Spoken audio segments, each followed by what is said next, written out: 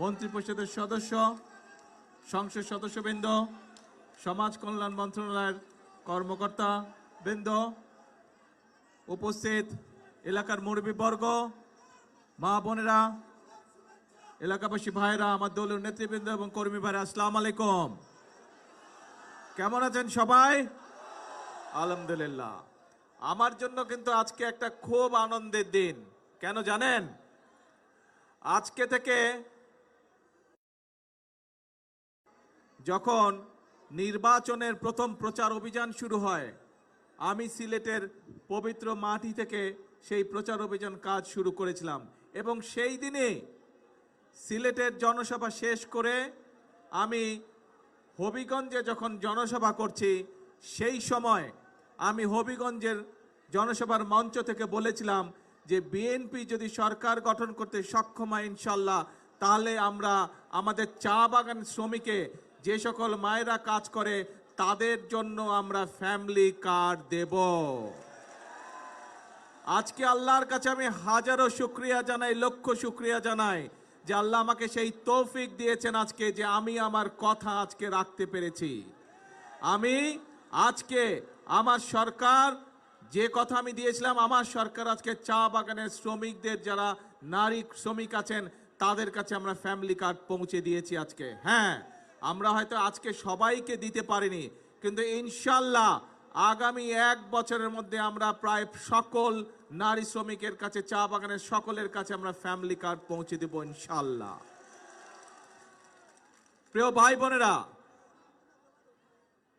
বিগত 17 তারিখের ফেব্রুয়ারির 12 তারিখের নির্বাচনে এই বাংলাদেশের মানুষ বাংলাদেশ জাতীয়তাবাদী দলকে নির্বাচিত করেছিল। কেন?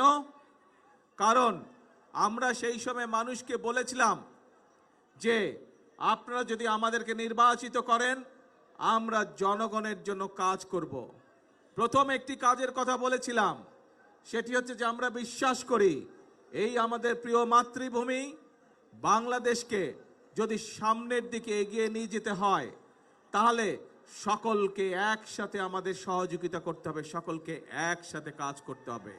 এবং সেজন্যই আমরা মনে করি যে পুরুষদের পাশাপাশি আমরা যদি নারীদেরকে সাহায্য করতে না পারি স্বাবলম্বী হওয়ার জন্য, তাহলে দেশকে এগিয়ে নিয়ে যাওয়া সম্ভব নয়।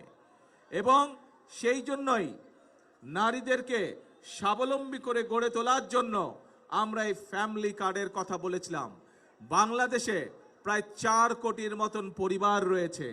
আমরা বলেছিলাম যে আমরা যদি সরকার গঠন করতে সক্ষম হই 12 তারিখের নির্বাচনে, তাহলে পর্যায়ক্রমিকভাবে সকল পরিবারের কাছে আমরা ফ্যামিলি কার্ড পৌঁছে দেব। বিশেষ করে নারী প্রধানদের কাছে, পরিবারের যে নারী প্রধান তার কাছে আমরা নির্বাচন হওয়ার 7 মধ্যে 3 জনের চেক তুলে দিয়েছি। আর বাকি আমরা প্রশাসনের মাধ্যমে বাকি যারা পেয়েছেন আজকে সকলের কাছে ইনশাল্লাহ আমরা সেই টাকা পৌঁছে দেব। আপনারা পেয়ে যাবেন সেই টাকা 2 লক্ষ, যাতে চা শ্রমিকরা অত্যন্ত কষ্টে থাকে আমরা জানি, সে ধীরে ধীরে তাদেরকে একটু ভালো অবস্থায় যাতে আনা যায়, সেই জন্য আমরা 2 লক্ষ টাকা করে দিয়েছি। এর বাইরেও চা শ্রমিকদের সন্তানরা যাতে লেখাপড়া শিখতে পারে, সেই জন্য তাদেরকে আমরা বিশেষ স্কলারশিপ দিয়েছি। তাদের সন্তানদেরকে স্কলারশিপ প্রায় 150 জনের মতন চা শ্রমিক পরিবারের সন্তানদেরকে আমরা স্কলারশিপ দিয়েছি। এর বাইরে আমরা এখানে দেখেছেন, আপনারা এই হাজার হাজার মানুষ দেখেছেন যে প্রতিবন্ধী মানুষ কয়েকজন এসেছেন এই মঞ্চে, তাদের হাতে তাদের চিকিৎসার জন্য আমরা 50,000 কাউকে, 10,000 কাউকে আমরা টাকাটা তুলে দিয়েছি, চেক তুলে দিয়েছি। বাকিগুলো আমি কয়েকজনের হাতে দিয়েছি, বাকি টাকাগুলো প্রশাসনের পক্ষ থেকে তাদের ঘরে পৌঁছে দেওয়া হবে। প্রিয় ভাই বোনেরা, নিশ্চয়ই আপনাদের মনে আছে এই কাজ আমরা এই দেশের কৃষকদের পাশেও দাঁড়াতে চাই।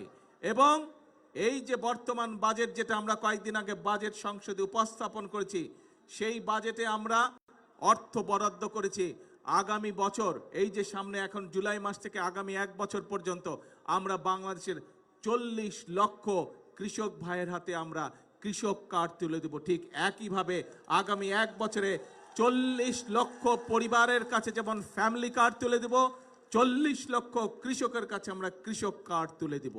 প্রিয় ভাই বোনেরা, শুধু তাই নয়, আমি মুসলমান, আরেকজন আছেন হিন্দু ভাই, আরেকজন আছেন বৌদ্ধ, আরেকজন আছেন খ্রিস্টান। আমরা বিভিন্ন ধর্মের মানুষ শান্তিতে এই বাংলাদেশে বসবাস করি। হাজার বছরের ঐতিহ্য আমাদের। কিন্তু এই যে আমাদের ধর্মীয় শিক্ষক বা ধর্মীয় গুরু যারা, মসজিদ মাদ্রাসাই হোক, গির্জাই হোক, মন্দির হোক, এখানে যারা আছেন ধর্মীয় ব্যক্তিত্ব বা ধর্মীয় গুরু, এই মানুষগুলো মানবতার জীবন যাপন করেন অনেকে। আমরা বলেছিলাম বিএনপি সরকার গঠনে সক্ষম হলে এই মানুষগুলোকে আমরা সরকারের পক্ষ থেকে সম্মানের ব্যবস্থা করব। প্রিয় ভাই বোনেরা, আপনারা দেখেছেন আমাদের সেই প্রতিশ্রুতি আমরা রক্ষা করেছি। যেভাবে আমরা মায়েদের হাতে ফ্যামিলি কার্ড তুলে দিচ্ছি ধীরে ধীরে, যেভাবে আমরা কৃষক ভাইদের আছে কৃষক কার্ড তুলে দেওয়ার চেষ্টা করছি ধীরে ধীরে, আমরা একইভাবে ইমাম, মুয়াজ্জিম, খতিব সহ অন্যান্য ধর্মের যারা ধর্মীয় গুরু আছেন তাদের হাতেও সম্মানের ব্যবস্থা তুলে দিচ্ছি।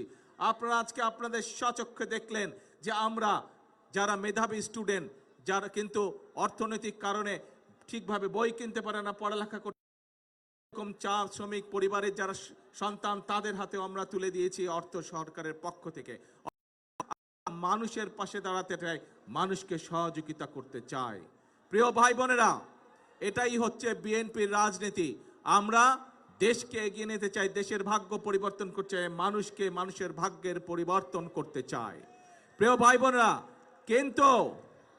কিন্তু প্রিয় ভাই বোনেরা, আপনারা কি মনে করেন যেই কাজগুলো, যেই বিষয়গুলো আপনাদের চোখের সামনে দেখেছেন, আগামী 5 বছর বিএনপি এই কাজগুলো অব্যাহত রাখুক? আপনারা কি এটা চান?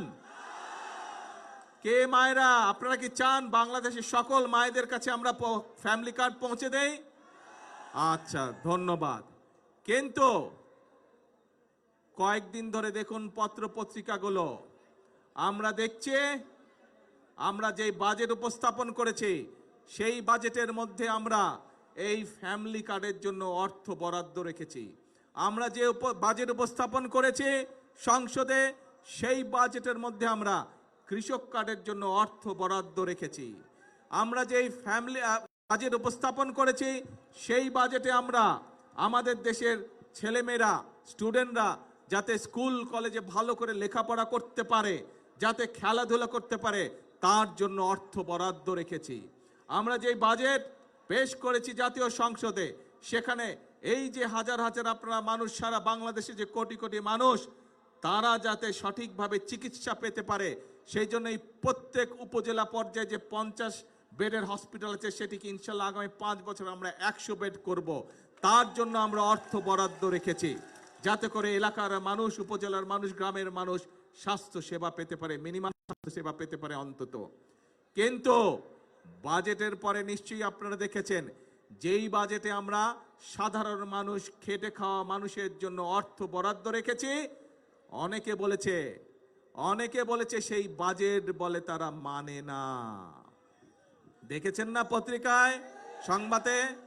আবার অনেকে বলেছে যেই বাজেটে আমরা মায়েদের জন্য ফ্যামিলি কার্ডের বড় অর্থ বরাদ্দ রেখেছি, কৃষকদের জন্য কৃষি কার্ডের বরাদ্দ রেখেছি, প্রতিবন্ধী মানুষ, শিক্ষার্থীদের জন্য অর্থ বরাদ্দ রেখেছি, যেই বাজেটে আমরা মানুষের স্বাস্থ্য সুবিধার জন্য অর্থ বরাদ্দ রেখেছি, সেই বাজেট নাকি চানাচুরের মতো।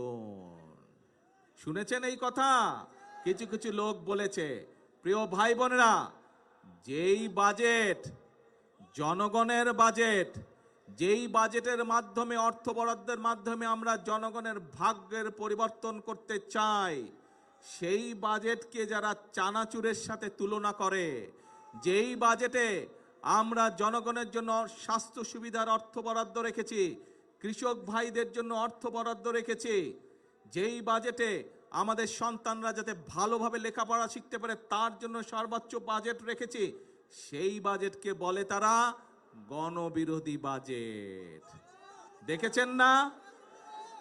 তাহলে প্রিয় ভাই বোনেরা, আমরা যাতে এই দেশের যারা উদ্যোক্তা আছে, যারা মিল ফ্যাক্টরি তৈরি করতে পারে, তার ফলে আমাদের বেকারদের কর্মসংস্থানের ব্যবস্থা করতে পারে, সেই জন্য এই দেশে বাংলাদেশে যে সকল দ্রব্য তৈরি হয়, একই দ্রব্য কেউ যদি বিদেশ থেকে আমদানি করে তার উপরে আমরা শুল্ক বাড়িয়ে দিয়েছি, যাতে করে বাংলাদেশের মিল কারখানাগুলো রক্ষা পায়, যাতে করে সেই মিল কারখানাগুলো যদি চলে তাহলে আমাদের ছেলেমেয়েরা সেখানে চাকরি বাকরি করতে পারবে।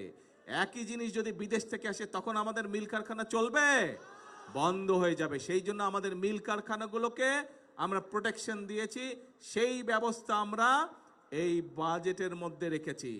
প্রিয় ভাই বোনেরা, আমরা এই বাজেটের মধ্যে অর্থ বরাদ্দ রেখেছি এবং একই সাথে বিভিন্ন নিত্য প্রয়োজনীয় দ্রব্য, চাল, ডাল, তেল, নুন, চিনি, এই সবের উপরে যে শুল্ক আগে ছিল, সেই শুল্ক আমরা যে ট্যাক্স ছিল সেই ট্যাক্সও আমরা উঠিয়ে নিয়েছি, যাতে জিনিসের দাম না বাড়ে।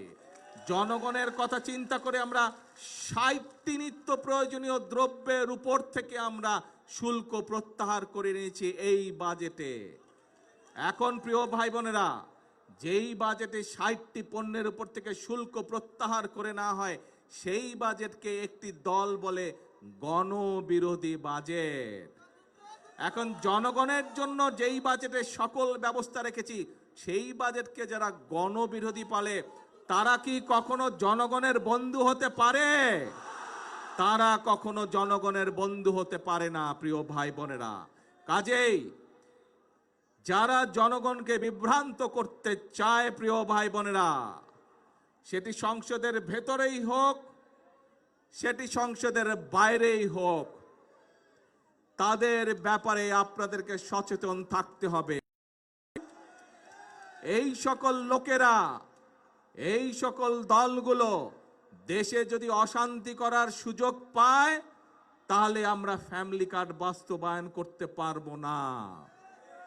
এই লোকগুলো, এই দলগুলো যদি দেশে অশান্তি সৃষ্টি করে, তাহলে এই যে আজকে প্রতিবন্ধী মানুষগুলোকে যে আমরা সহযোগিতা করলাম, এই গরিব ছাত্র স্টুডেন্টগুলোকে যে আমরা সহযোগিতা করলাম, এই যে আমরা নিত্য প্রয়োজনীয় দ্রব্যের উপর থেকে ৬০টি দ্রব্যের উপর থেকে যে আমরা ট্যাক্স তুলে নিতে পারলাম, এইটি আমরা তাহলে কন্টিনিউ করতে পারবো না।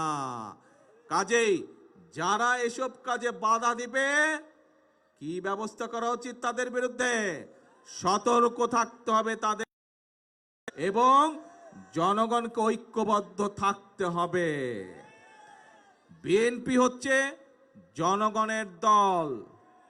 যতবারই এই দেশে নিরপেক্ষ নির্বাচন হয়েছে, যতবারই এই বাংলাদেশে মানুষ স্বাধীনভাবে ভোট দিতে পেরেছে, প্রত্যেকবার মানুষ ধানের শীষকে বিজয় করেছে। এবং এই যে মৌলভীবাজারের যতগুলো বড় বড় রাস্তাঘাট, স্কুল, কলেজ দেখেছেন, খোঁজ করে দেখুন, এগুলো সব বিএনপি মরহুম সাইফুর রহমান সাহেবের সময় এই কাজগুলো হয়েছিল। কাজেই প্রিয় ভাই বোনেরা, কথা সাফ কথা, যদি দেশের উন্নয়নকে অব্যাহত রাখতে হয়, যদি মা বোনদের হাতে ফ্যামিলি কার্ড পৌঁছে দিতে হয়, কৃষক ভাইদের হাতে যদি কৃষক কার্ড পৌঁছে দিতে হয়, উপজেলা স্বাস্থ্য কমপ্লেক্স যেটি আছে সেটিকে 50 বেড থেকে যদি 100 বেডে করতে হয়, যদি আমাদের ভবিষ্যৎ প্রজন্ম, আমাদের সন্তানদের শিক্ষার ব্যবস্থা ঠিক রাখতে হয়, তাহলে জনগণকে ঐক্যবদ্ধ থাকতে হবে। জনগণ যদি ঐক্যবদ্ধ থাকে, তাহলে কোনো ষড়যন্ত্র সফল হতে পারবে না। জনগণ যদি ঐক্যবদ্ধ থাকে, বাংলাদেশের গণতন্ত্রকে কেউ নষ্ট করতে পারবে না। বাংলাদেশের গণতন্ত্রকে কারা নষ্ট করেছিল আমরা সেটি ভালো করে জানি। আমরা দেখেছি দেশ স্বাধীনের সময়, দেশ স্বাধীনের আগে এবং পরবর্তী সময় গণতন্ত্র বিনষ্টকারী, গণতন্ত্রের বিরুদ্ধে ষড়যন্ত্রকারী সবগুলো একসাথে ছিল। মুখে মুখে বলতো আমরা একসাথে নাই, কিন্তু ভেতরে ভেতরে এরা সব সময় একসাথে কাজ করেছে। এবং সকল সময়, প্রত্যেকটি সময় বিএনপি বাংলাদেশ জাতীয়তাবাদী দল সব সময় জনগণের কাতারে ছিল। সেজন্যই বিএনপির সবচেয়ে বড় শক্তি জনগণের শক্তি। সেই জন্য বিএনপি সকল সময় বলে থাকে না, বাংলাদেশই হচ্ছে আমার শেষ ঠিকানা। প্রিয় ভাই বোনরা, আমরা হচ্ছে খালেদা জিয়ার সৈনিক, কাজে বাংলাদেশই হচ্ছে আমাদের প্রথম ঠিকানা, বাংলাদেশই হচ্ছে আমাদের শেষ ঠিকানা। আমাদের একটাই কাজ, বাংলাদেশের মানুষের ভাগ্যের পরিবর্তন। আমাদের একটাই কাজ, বাংলাদেশের ভাগ্যের পরিবর্তন। কাজে আসুন, এই দেশ আমাদেরকেই গড়তে হবে। এই দেশ আমাদের 20 কোটি মানুষের 40 কোটি হাতকে শ্রমিকের হাতে রূপান্তরিত করে। এখানে শ্রমিকদেরকে, চা শ্রমিক দেশ থেকে পাচার হয়ে গিয়েছিল।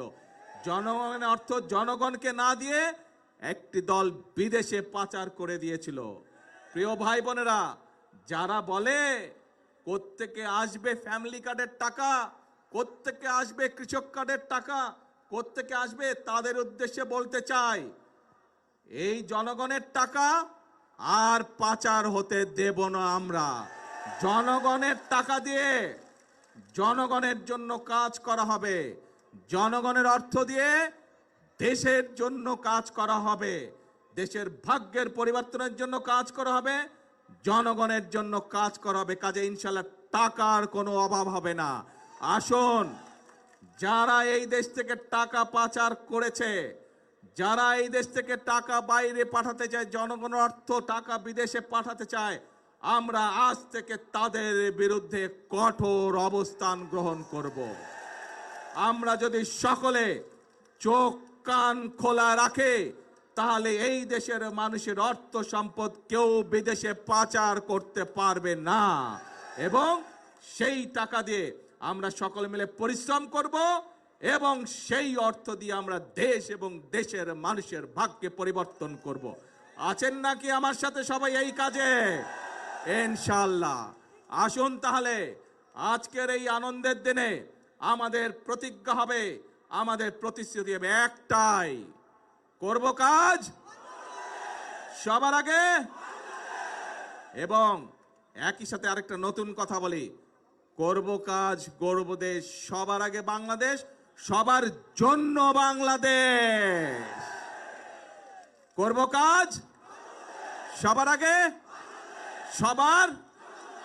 সবার জন্য বাংলাদেশ। আল্লাহ হাফেজ। বাংলাদেশ জিন্দাবাদ। আল্লাহ হাফেজ।